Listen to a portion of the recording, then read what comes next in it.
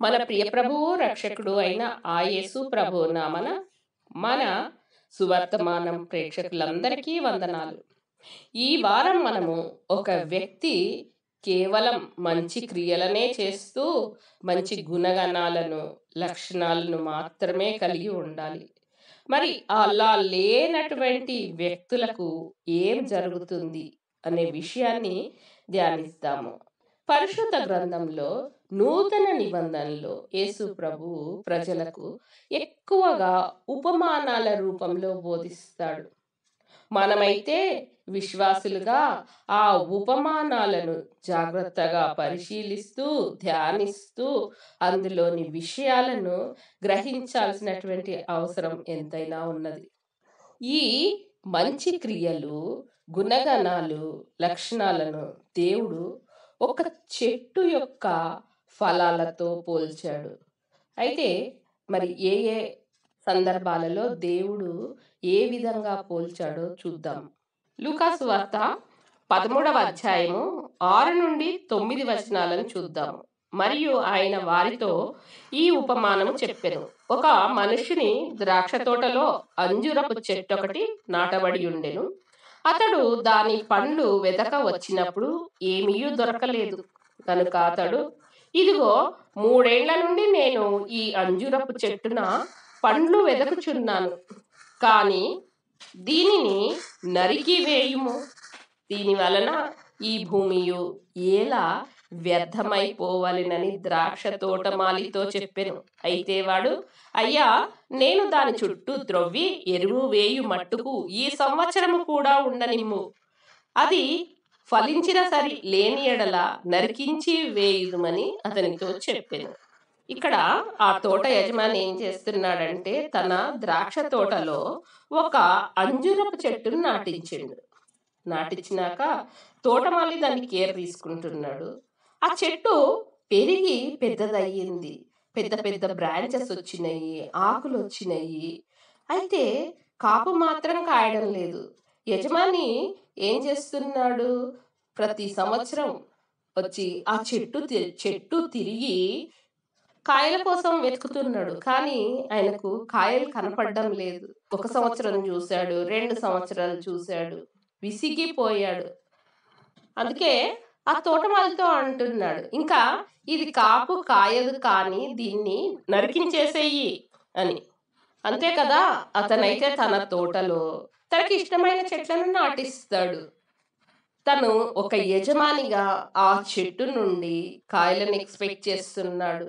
అందుకే ఎదురు చూశాడు.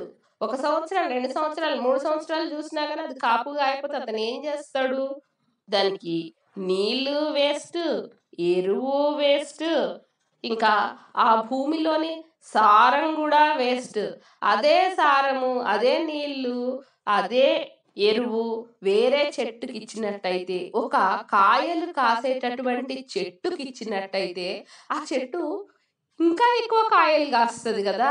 దీనికి ఎందుకు వేస్ట్? లేదా దీని ప్లేస్ లో ఇంకా ఒక కాయలు కాసే చెట్టును తీసుకొచ్చి పెట్టినా కానీ ఉపయోగపడుతుంది. కానీ దీనికి మాత్రం ఇవన్నీ కూడా, ఇంత శ్రమ, ఇంత ఇన్వెస్ట్మెంట్, ఇవన్నీ వేస్ట్. అందుకే దీన్ని నరికించేయడమే సరి అయిన పని అనుకుంటున్నాడు అతడు. కానీ ఆ తోటమాలి మాత్రం ఆ చెట్టును చిన్న మొక్కగా ఉన్నప్పటి నుండి ఎంతో కేర్ తీసుకొని పెంచాడు. దానిపైన ప్రేమ. అందుకనే అతను ఏం చేస్తున్నాడంటే, ఈసారి నేను ఈ సంవత్సరము బాగా చెట్టు చుట్టూ తవ్వించి బలమైనటువంటి ఎరువేస్తాను, చూద్దాం 1 సంవత్సరం అది కాపు కాస్తే సరి, లేకపోతే గనక దాన్ని కొట్టించి వేద్దాం అని అంటున్నాడు. ఇక్కడ ఏంటంటే చెట్టేమో కాయలు కాయడం లేదు. అందుకే కాయలు కాయని ప్రతి చెట్టు కూడా నరికి వేయబడాల్సిందే అని ఈ ఉపమానం ద్వారా దేవుడు మనకు తెలియజేస్తూ ఉన్నాడు. ఇక్కడ తండ్రి పక్కన కూర్చొని యేసయ్య కూడా మనందరి కోసం బ్రతిమాలుతూ ఉన్నాడు. తండ్రి, ఇంకా కొంత సమయం ఇవ్వు వీళ్లకు, వీళ్ళు మారుతారేమో, ఎదురు చూద్దాం దానికోసం అని యేసయ్య బ్రతిమాలుతూ ఉంటే ఈ లోకంలో ఉన్నవాళ్ళు అవేమీ పట్టకుండా, దేవుడంటే చాలా మందికి అసలు ధ్యాసే ఉండదు. వాళ్ళ మానాన వాళ్ళు వాళ్ళకిష్టమైన విధంగా వాళ్ళకిష్టమైనటువంటి క్రియలను చేస్తూ బ్రతికేస్తూ ఉన్నారు. అయితే యేసయ్య తండ్రిని ఎప్పటికీ అలా బతిమాలుతూనే ఉండడు. కానీ తీర్పు దినానికి రారాజు యేసయ్య. ఆ దినాన మాత్రం తప్పకుండా తీర్పు తీరుస్తాడు. ఈ యజమాని ఏ విధంగా అయితే ఆ చెట్టును, ఫలాలు ఫలింపని చెట్టును నరికివేయమని చెప్తున్నాడో, అదే విధంగా దుష్టులు, దుర్మార్గులు, అవిశ్వాసులు తమ చెడు క్రియలతో బ్రతుకుతారో వాళ్ళందరికీ తీర్పు తీరుస్తాడు. ఆ తీర్పు నిత్యాగ్ని. ఇక్కడైతే ప్రజలకు దేవుడు ఉపమానాల రూపంలో చెప్పాడు, కానీ తన శిష్యులకు మాత్రం ప్రాక్టికల్గా చూపించాడు. ఈ విషయం మనము మత్తయి సువార్త 21వ అధ్యాయము 18 నుండి 22 వచనాలు ధ్యానిస్తే అర్థమవుతుంది. ఉదయమందు పట్టణమునకు మరలా వెళ్ళుచుండగా ఆయన ఆకలిగొనెను. అప్పుడు త్రోవ పక్కన ఉన్న ఒక అంజురపు చెట్టును చూచి దాని యొద్దకు రాగా, దాని యందు ఆకులు తప్ప మరి ఏమీ కనబడలేదు గనుక దానిని చూచి, ఇక మీదట ఎన్నటికి నీవు కాపు కాయకుందుగాక అని చెప్పెను. తక్షణమే ఆ అంజురపు చెట్టు ఎండిపోయిను. శిష్యులను చూచి ఆశ్చర్యపడి అంజురపు చెట్టు ఎంత త్వరగా ఎండిపోయేనని చెప్పుకొనిరి. మత్తయి సువార్తలో అయితే అంజురపు చెట్టు వెంటనే దేవుడు శపింపగానే ఎండిపోయిందని ఉంటుంది. కానీ మార్కు సువార్తలో మాత్రం ఆ మరుసటి రోజున శిష్యులు ఆ చెట్టును చూసి దాన్ని గమనించినప్పుడు ఆ చెట్టు వేళ్లతో సహా ఎండిపోవడం అనేది గమనిస్తారు. ఏది ఏమైనా కానీ దేవుడు శపింపగానే ఆ కాయని అంజురపు చెట్టు దేవుడు శపింపగానే ఎండిపోవడం అనేది బైబిల్లో రాయబడింది. ఇక్కడ మనం జాగ్రత్తగా గమనిస్తే అది అసలు ఆ అంజురపు చెట్లు కాయలు కాసే సమయం కాదు. కానీ అలాంటి సమయంలో యేసయ్య అంజురపు చెట్టు దగ్గరికి వెళ్ళి కాయల కోసం వెతుకుతూ ఉన్నాడు. వెతకడమే మాత్రమే కాదు, కానీ అక్కడ కాయలు లేకపోవడంతో దాన్ని శపిస్తూ ఉన్నాడు. ఏమని? ఇక మీదట ఎన్నటికి నీ పళ్ళు ఎవరును తినకుందురుగాక. అంటే ఇక మీదట ఎవరు కూడా నీ పండ్లు, నీ చెట్టు కాయలు తినకూడదు అని చెప్పి దేవుడు చెప్తున్నాడు. అంటే మనము ఇక్కడ గ్రహించాల్సింది, దేవుడు కేవలము కాయల విషయం మాత్రమే, ఫలాల విషయం మాత్రమే మాట్లాడడం లేదు, కానీ యేసయ్య మాట ఆ చెట్టు మొత్తానికి సంబంధించింది.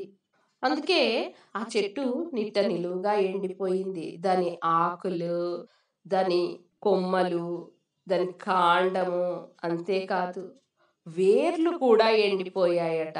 అంటే ఆ తరువాత ఆ చెట్టు ఇక ఏ మాత్రం కూడా తిరిగి చిగురించలేదు. మరి శిష్యులు ఆశ్చర్యపోయి ఉంటారు. యేసయ్య కాలం కాని కాలంలో చెట్టుకు కాయలు వెతికి దాన్ని శపించడం ఏంటి అని. కానీ ఇక్కడ అర్థం చేసుకోవాల్సింది ఏంటంటే, యేసయ్య ఆ తీర్పు దినాన తన యొక్క తీర్పు ఫలింపని చెట్టు పట్ల, మంచి క్రియలు లేని వ్యక్తుల పట్ల ఎంత కఠినంగా ఉంటుందో దేవుడు ఇక్కడ తన శిష్యులకు చూపించాడు. ఫలాలు ఫలింపని ఆ చెట్టు ఏ విధంగా నశింపజేయబడిందో, మంచి క్రియలు లేని ప్రతి వ్యక్తి కూడా ఆ దినాన నిత్యాగ్ని దండనకు అప్పగింపబడతాడు. ఆ దినాన దేవుడి యొక్క తీర్పు చాలా కఠినంగా ఉంటుందని ప్రతి ఒక్కరూ గుర్తుంచుకోవాలి. దాని ప్రకారమే జీవించాలి కూడా. ఇంతసేపు మనము ఫలాలు ఇవ్వని చెట్టు గురించి ధ్యానించాం కదా. అయితే ఫలాలు ఇచ్చేటటువంటి చెట్టు ఎలాంటి ఫలాలు ఫలించాలి అనే విషయాన్ని ధ్యానిద్దాము. యోహాను సువార్త 3వ అధ్యాయాన్ని మనం గమనించినట్లయితే అక్కడ బాప్తిస్మం ఇచ్చి యోహాను యూదులకు బాప్తిస్మం ఇస్తుంటాడు. అది గమనించినటువంటి పరిసయ్యులు సద్దూకయ్యులు కూడా వచ్చి లైన్లో నిలబడతారు. అప్పుడు యోహాను వాళ్ళతో ఏమంటాడు చూద్దాము. యోహాను 3వ అధ్యాయము 7వ వచనము.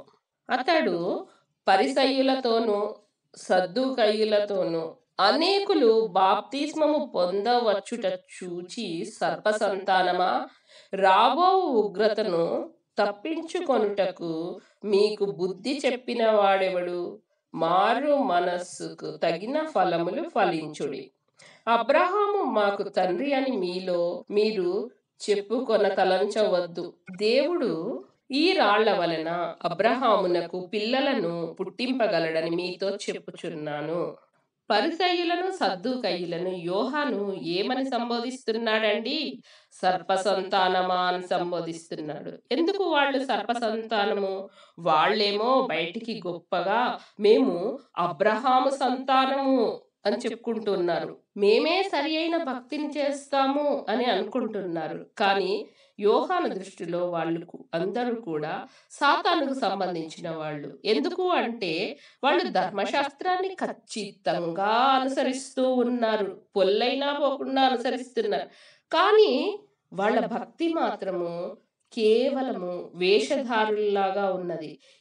ఏవేవైతే దేవుడు చెయ్యమంటున్నాడో పుదీనాలో సోంపులో అన్నిట్లో భాగాన్ని దేవుడికి ఇస్తున్నారు, కానీ వాళ్ళ మనసులు మాత్రము దేవునికి దగ్గరగా లేవు. దేవుడు చెప్పిన విధంగా దేవుని దృష్టిలో సరి అయినవిగా లేవు. అందుకే యోహాను ఏమంటున్నాడు వాళ్ళతోని, మీరు అబ్రహాం సంతానం అనుకుంటున్నారేమో, మేమే సరి అయిన భక్తి అనుకుంటున్నారేమో, మేమే విశ్వాసం అనుకుంటున్నారేమో, కానీ దేవుడు ఈ రాళ్ళు ఉన్నాయి కదా వీటి నుండి కూడా పిల్లల్ని పుట్టిస్తాడు. ఆయన శక్తిమంతుడైనటువంటి దేవుడు. కానీ మీరు అబ్రహాము సంతానమైనా కానీ మీరు చేసే పనులకు మీరు పశ్చాత్తాపపడడం లేదు. కానీ మీరు మారు మనసును పొందుకోండి, మారు మనసుకు తగిన ఫలాలను పొందుకోండి అని వాళ్ళకు బుద్ధి చెప్తున్నాడు. అయితే మరి యోహాను ఏం చెప్తున్నాడంటే, మారు మనస్సు ఏ విధంగా పొందుకోవాలి, మారు మనసుకు తగిన ఫలాలను ఏ విధంగా ఫలించాలంటే మొదటగా బాప్తిస్మాన్ని పొందుకోవాలి. ఆ బాప్తిస్మం ఏ విధంగా ఉంటున్నది? యోహాను 3వ అధ్యాయము 11వ వచనము చూద్దాం.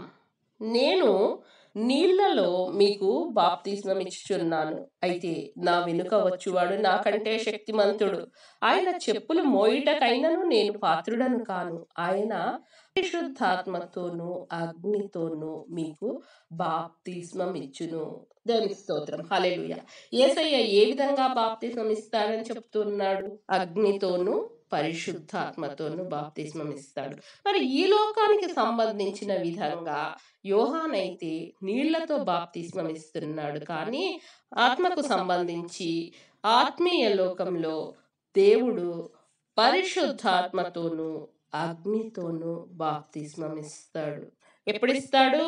మారు మనసును పొందినప్పుడు మాత్రమే దేవుడు పరిశుద్ధాత్మతోనూ అగ్నితోనూ ఒక వ్యక్తికి బాప్తిస్మం ఇస్తాడు. అయితే ప్రతి ఒక్క విశ్వాసి కూడా తను చేసిన పాపాల నిమిత్తము దేవుని దృష్టిలో అసహ్యమైన వాటి క్రియల గురించి దేవుని సన్నిధిలో పశ్చాత్తాపపడాలి, మారు మనసును పొందుకోవాలి, దేవుణ్ణి అడగాలి, నాకు నూతన ఆత్మనివ్వమని ప్రార్థించాలి. బాప్తిస్మము దేవుడి పరిశుద్ధాత్మతో బాప్తిస్మం ఇవ్వని అడగాలి. ఎందుకో తెలుసా? నా ఆత్మ లేనివాడు నావాడు కాదని దేవుడు చెప్తాడు. నావాడు కాదు అంటే అర్థం ఏంటి? వాళ్ళు పరలోక రాజ్యానికి చేరరు అని అర్థము. దేవునికి సంబంధించిన వాళ్ళు కాదు, దేవుని సంబంధీకులు కాదు. కాబట్టి ప్రతి ఒక్కరూ కూడా పరిశుద్ధాత్మ పొందుకోవాలి అని చెప్పి దేవుడు ఈ విధంగా ఈ వాక్యం ద్వారా తెలియజేస్తూ ఉన్నాడు. అంతేకాదు యోహాను వీళ్ళతో ఇంకో మాట చెప్తున్నాడండి. యోహాను సువార్త 3వ అధ్యాయము 10వ వచనం గమనిస్తే, ఇప్పుడే గొడ్డలి చెట్టు వేరున ఉంచబడి ఉన్నది కనుక మంచి ఫలము ఫలింపని ప్రతి చెట్టును నరకబడి అగ్నిలో వేయబడును. గొడ్డలి ఎక్కడ ఉన్నదండి? చెట్టు వేరున ఉంచబడింది. చెట్టు కాండంలో కాదు, చెట్టు వేరున ఉంచబడి ఉన్నది. ఎలాంటి చెట్టు వేరున? మంచి ఫలములు ఫలింపని చెట్టు. మంచి ఫలాలు ఫలింపని చెట్టు ఏం ఫలిస్తుందండి? చెడు ఫలాలను ఇస్తుంది. నరికి వేయబడుతుంది. నరికి వేయబడి ఎక్కడ వేయబడుతుంది? అగ్నిలో వేయబడుతుంది. అది కాల్చి వేయబడుతుంది. ఇక్కడ చెట్టు అయితే ఒకసారి అగ్నిలో వేయబడుతుంది, అది కాలిపోయి బూడిదైపోతుంది. కానీ మనిషి చనిపోయిన తర్వాత మనిషి ఆత్మీయ శరీరం సంగతి ఏంటి? ఆ శరీరం నిత్యం పెద్ద అగ్నిలో మండుతూ ఉండాల్సిందే. ఆ అగ్నిలో వేయబడే దినం ఎప్పుడు? ఇప్పుడే గొడ్డలి చెట్టు వేరున ఉంచబడి ఉన్నది. ఇప్పుడే అంటుండు. ఇప్పుడే అంటే అర్థం ఏంటి? ఇక ఏ మాత్రం కూడా లేటు లేదు అని అర్థం. అయితే అనుకోవచ్చు, మరి యోహాను ఎప్పుడో చెప్పిండు కదా, ఇప్పుడే గొడ్డలి చెట్టు వేరున ఉంచబడినదని. అది వాళ్ళ సమయానికి వాళ్ళు వాళ్ళ పాపాలకు పశ్చాత్తాప పడకపోతే వాళ్ళు తీర్పు దినాన మరి వాళ్ళు కూడా శిక్షను రిసీవ్ చేసుకుంటారు కదా. మనం మాత్రము ఇప్పుడే అంటే ఇంకా ఏ మాత్రం కూడా సమయం లేదు, లేట్ లేదు, చాలా త్వరలో మరి సంఘం ఎత్తబడుతుంది. ఇప్పుడు కనుక మారు మనస్సు పొందకపోతే, ఇప్పుడు కనుక మరి చేసిన పాపాల నిమిత్తము క్షమాపణను దేవుని సన్నిధిలో అడగకపోతే ఆ అగ్నిలో వేయబడడం, ఎల్లప్పుడూ మండుతూ ఉండే అగ్నిలో వేయబడడం మాత్రం ఖచ్చితం. దేవుడు మనల్నందరినీ కూడా తన రూపంలో సృష్టించాడు. నా బిడ్డలు నా బిడ్డలు అని ఎంతగానో ప్రేమిస్తాడు. అయితే మనిషి మాత్రం తన ఇష్ట ప్రకారం జీవిస్తూ దేవుని నియమాలను నిబంధనలను మర్చిపోయి మూర్ఖంగా, దుష్టులు దుర్మార్గులుగా, అవినీతి పరులుగా జీవిస్తూ ఉన్నప్పుడు దేవుడు వాళ్ళని చూసి ఎంతగానో బాధపడతాడు. అప్పుడు దేవుడు ఏం చేస్తాడో చూద్దాం. యెషయా గ్రంథము 5వ అధ్యాయము 2 నుండి 4 వచనాలు చూద్దాం. మొదటగా, ఆయన దానిని బాగుగా త్రవ్వి రాళ్లను ఏరి అందులో శ్రేష్టమైన ద్రాక్ష తీగలను నాటించెను. దాని మధ్యను బురుజు ఒకటి వేయించి ద్రాక్ష తొట్టిని తొలిపించెను.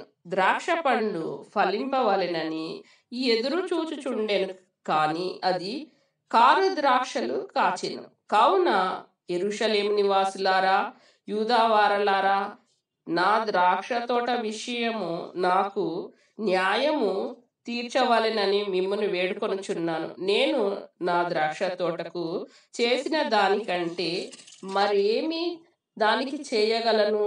అది ద్రాక్ష పండ్లు కాయినని నేను కనిపెట్టినప్పుడు అది కారు ద్రాక్షలు కాయుటకు కారణం ఏంటి? దేవుడు ఎలాంటి భూమిలో తన ద్రాక్ష తోటను వేసాడో తెలుసా? సత్వ భూమి గల కొండ మీద, ఒక కొండ మీద మంచి సారవంతమైన భూమిలో ఏరి ఏరి తీసుకుపోయి అక్కడ తన ద్రాక్ష తోటను వేసిండు. అంతేకాదు, దాంట్లో బాగా తవ్వి మరి దాని వేళ్లకు ప్రాబ్లం అవుతుందని తవ్వించి రాళ్లను ఏరేసి శ్రేష్టమైనటువంటి ద్రాక్ష తీగలను అక్కడ నాటించిండు. ఆ తీగల కోసం అని చెప్పి ఒక తొట్టిని తవ్వించిండు, నీళ్లు పెట్టించిండు.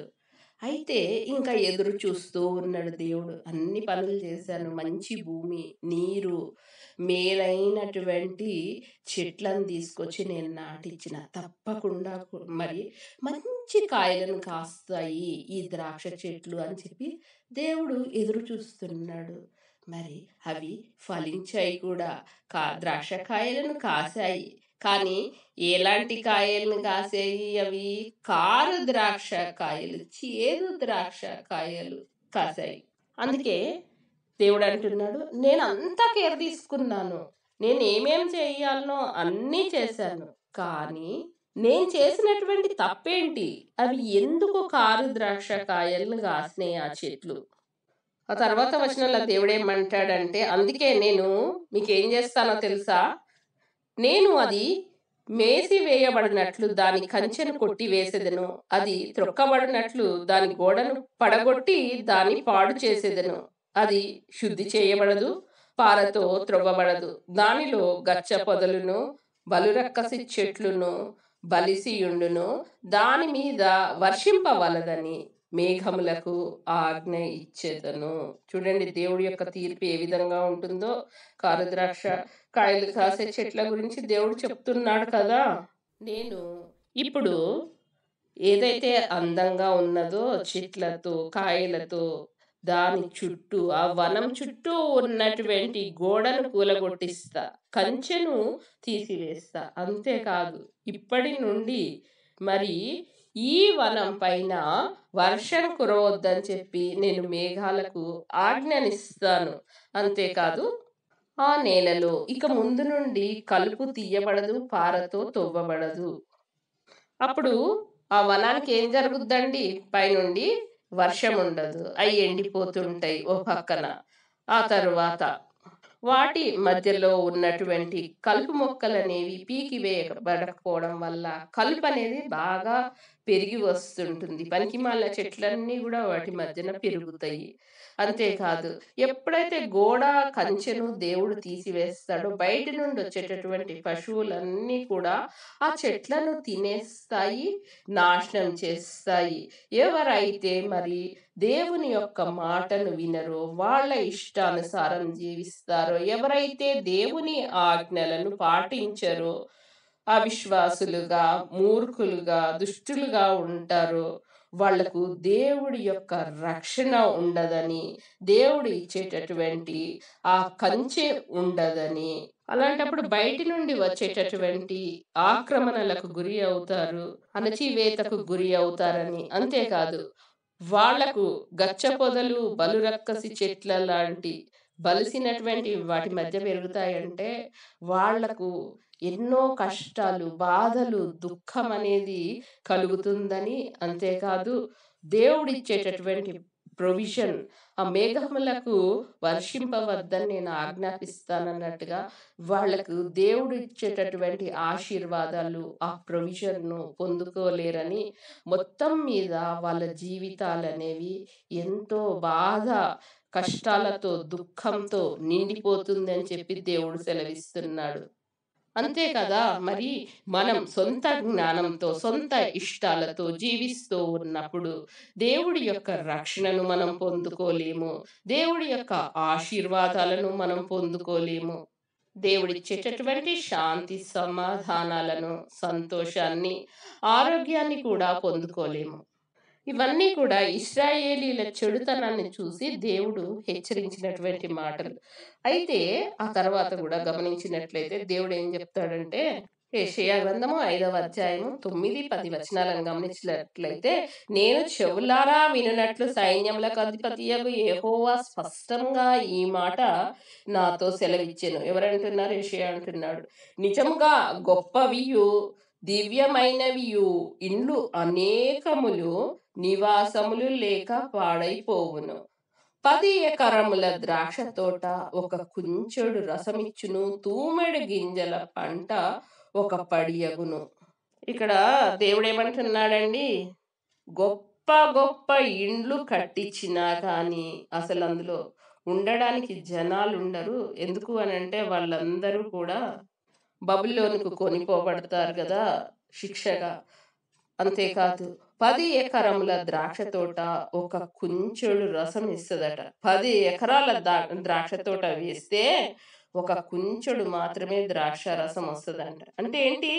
దేవుడి యొక్క ఆశీర్వాదాలు ఉంటేనే ప్రతి దానికి ఎన్నో రెట్లుగా ఆశీర్వాదాలను పొందుకుంటాం. కానీ చెడుతనాన్ని ఆశ్రయించిన వాళ్లకు మిగిలేది దేవుడి యొక్క శిక్షలు, కష్టాలు, దుఃఖం, బాధ. ఈ లోకంలోనే కాదు, చనిపోయినాక కూడా ఆరని అగ్నికి ఆహుతి అవుతారు. అయితే మరి అసలు ఒక విశ్వాసి జీవించాల్సినటువంటి విధానం ఏంటి? ఎలా జీవిస్తే మన జీవితాలు బాగుంటాయి, ఎలా జీవిస్తే మనందరం కూడా పరలోకానికి వెళ్తాం అనే విషయాన్ని చూద్దాము. ఈ విషయము యోహాను సువార్త 15వ అధ్యాయంలో ఇంకా క్లియర్గా ఉంటుంది. 15వ అధ్యాయము యోహాను 1వ వచనం చూద్దాము. నేను నిజమైన ద్రాక్షావల్లిని, నా తండ్రి వ్యవసాయకుడు. నాలో ఫలింపని ప్రతి తీగెను ఆయన తీసి పారవేయును. ఫలించు ప్రతి తీగె మరి ఎక్కువగా ఫలింపవలనని దానిలోని పనికిరాని తీగెలను తీసివేయును. దేవునికి స్తోత్రం, హల్లెలూయా. ఇక్కడ ఈ తోటనంతా చూసుకునేది యెహోవా దేవుడు. అందుకే నా తండ్రి వ్యవసాయకుడు అంటున్నాడు. యేసయ్య నిజమైనటువంటి ద్రాక్షవల్లి. ఈ ద్రాక్షవల్లి నిజమైనటువంటిది. ఆయన సువార్త సత్య సువార్త. అయితే నాలో ఫలింపని ఆ ద్రాక్షవల్లిలో ఉండి కూడా ఫలింపని ప్రతి తీగను ఆయన తీసి పారవేస్తాడట. ఇంకా ఫలించేటటువంటి ప్రతి తీగె మరి ఇంకా ఎక్కువగా ఫలింపాలని దాంట్లో పనికిరాని తీగలన్నిటినీ తీసేస్తాడట. ఫలింపని తీగలను, పనికిరాని తీగలను తీసేస్తున్నాడు. అంటే ఏంటి? దేవునిలో ఫలింపని వాళ్ళను, పనికిరాని వాళ్ళను అందరినీ కూడా లాగి పారవేస్తూ ఉన్నాడు యేసయ్యలో నుండి. కేవలము మేము విశ్వాసులమంటూ పేరుకు విశ్వాసులుగా ఉండగానే యేసయ్యకు ప్రార్థించగానే వాళ్ళు దేవుని దృష్టిలో విలువైన వాళ్ళు కాదు. అలాంటి వాళ్ళని దేవుడు ఏం చేస్తాడంటే తీసి పారవేస్తాడట పక్కన. అలాంటి వాళ్ళ మొరను కూడా దేవుడు వినడు. ఆ తర్వాత 4వ వచనంలో ఈ విధంగా అంటాడు, నా యందు నిలిచియుండుడి, మీ యందు నేనును నిలిచియుందును. తీగె ద్రాక్షవల్లిలో నిలిచియుంటేనే కాని తనంతట తానే ఎలాగు ఫలింపదో, అలాగే నా యందు ఉంటేనే కాని మీరు ఫలింపరు. మనం ఫలింపాలనంటే దేవునిలో ఉండాలి. దేవుడేమంటున్నాడు? నా యందు నిలిచి ఉండుడి. మరి దేవుని యందు ఏ విధంగా నిలిచి ఉండాలి అంటే దేవుడికి ప్రార్థించాలి, దేవుణ్ణి ఆరాధించాలి, దేవునితో ఒక సన్నిహితమైనటువంటి సంబంధాన్ని కలిగి ఉండాలి. మనం దేవునితో ఉన్నప్పుడు, దేవుడి దృష్టిలో అది సరి అయినదిగా ఉన్నప్పుడు దేవుడు మన యందు నిలిచి ఉంటాడు. ఏ విధంగా నిలిచి ఉంటాడు? దేవుని యొక్క పరిశుద్ధాత్మ ద్వారా మనలో ఉంటాడు. ఆ తర్వాత 5వ వచనంలో అంటాడు, ఎవడు నా యందు నిలిచియుండునో, నేను ఎవని యందు నిలిచియుందునో వాడు బహుగా ఫలించును. ఎవరైతే దేవునితో అంటకట్టబడి ఉంటారో వాళ్ళు ఎక్కువగా ఫలిస్తారు అని దేవుడు చెప్తున్నాడు. అయితే ఫలింపని తీగల పరిస్థితి ఏంటి?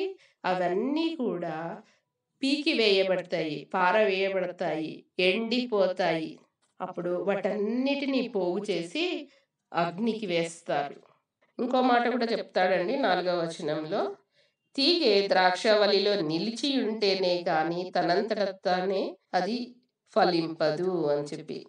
సొంతగా ఎవరు కూడా ఫలింపరు, కానీ దేవునిలో నిలిచి ఉంటేనే, దేవుని సహాయంతోనే మనము అన్నీ కూడా పొందుకోగలం.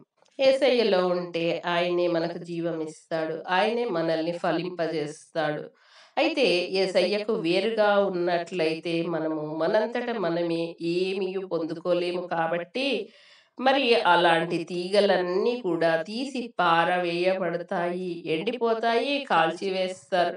అదేవిధంగా యేసుకు దూరంగా ఉన్నటువంటి వ్యక్తి తన సొంతగా తాను పరిశుద్ధాత్మను పొందుకోలేడు, దేవుడిచ్చే నిత్య జీవాన్ని పొందుకోలేడు. దానికి బదులుగా జీవము లేని వ్యక్తిగా ఎండిపోతాడు, తీసుకెళ్ళి నిత్య నరకాగ్నిలో పడవేయబడతాడు. అలాంటప్పుడు ఇంకా ఎప్పటికీ ఆ నరకమే, ఎప్పటికీ ఆ అగ్ని ప్రకటన గ్రంథంలో ఉంటుంది. దాని ధూమమట ఎంతో ఎత్తుకు లేస్తుందట. అంటే ఆ మంట అంత ఇదిగా ఉంటుంది. అది 1 రోజు 2 రోజులు కాదు, యుగ యుగాలు కూడా మంట. అందుకే ప్రతి ఒక్కరూ కూడా మంచి ఫలాలను ఫలించాలి.